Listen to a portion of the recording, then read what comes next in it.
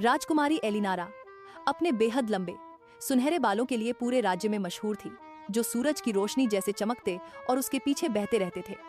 उसके बालों में जादुई शक्ति थी, घावों को ठीक करना और हवाओं के रहस्य बताना। एक जलनखोर रानी ने उसे ज़ेफायर के ऊंचे महल में कैद कर दिया, लेकिन एलिनारा ने अपनी खिड़की से उम्मीद की छोटी बनानी कभी नहीं छोड़ी। उसके बालों की खुशबू से मोहित पक्षी दूर देशों की कहानियां लाकर सुनाते। एक दिन एक तूफान से घायल बाज उसके टॉवर के पास गिरा। दया से प्रेरित होकर एलिनारा ने अपने जादुई बाल उसके टूटे पंख पर लपेटे। बाज ठीक होते ही वो एक श्रापित राजकुमार बन गया। उसने वादा किया कि वो मदद लेकर लौटेगा।